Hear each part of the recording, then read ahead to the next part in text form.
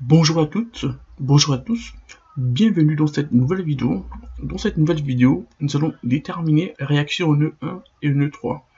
Alors, dans la vidéo précédente, nous avons calculé les déplacements au nœud 2. C'est-à-dire que nous avons calculé U2 et V2.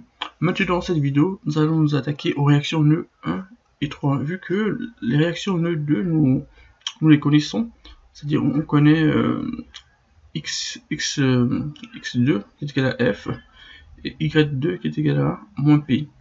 Du coup ici on va simplifier on va reprendre l'équation que nous avons utilisée dans la vidéo précédente qui nous a permis de calculer x2 et v2. On va reprendre cette équation là, on va la simplifier. Du coup nous savons que U1 et V1 sont nuls et U3 et V3 sont nuls. Du coup, on peut simplifier les deux premières colonnes ici. On simplifie ces colonnes, on les élimine. On élimine aussi U3 et V3. Vu que U3 et V3 sont nuls, on peut simplifier aussi les deux dernières colonnes. Alors, vu que nous connaissons les réactions,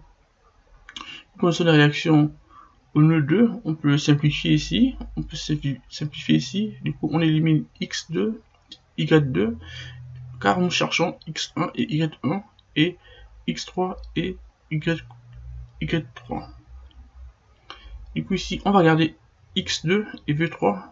x2 et v3 vont nous permettre de déterminer les réactions x1 et y1, ou x3 et y3.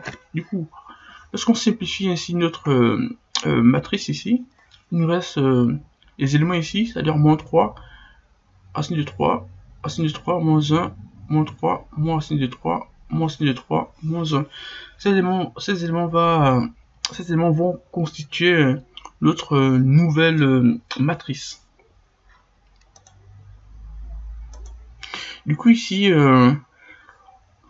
on peut voir le résultat de notre simplification. Du coup, on a ES sur 4L. On a notre nouvelle matrice ici. Alors, nos deux, on a gardé les déplacements au nœud 2 ici, que nous avons calculé dans la vidéo précédente. Ces déplacements au nœud 2 vont nous permettre de calculer ou de déterminer, si vous voulez, x1, y1, x3 et y3. Du coup, ici on aura 4 équations et 4 inconnues. Du coup, on est bien isostatique. Du coup, on est la première équation, deuxième équation, troisième équation et quatrième équation. Sachant que U2 est égal à 2FL sur 3ES et V2 est égal à moins 2PL sur ES, on peut remplacer U2 par son expression et V2 par son expression. Du coup, si on remplace U2 et V2 par leur expression, du coup on peut simplifier. On simplifie ici ES, L, 2 ici, on simplifie.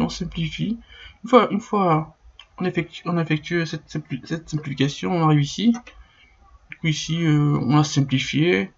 Du coup on peut exprimer x1, x1 est égal à moins f sur 2, moins racine de 3p sur 2. Après ici on a y1, x3 et y3. Du coup ici nous venons de déterminer les réactions au nœud 1 et 3.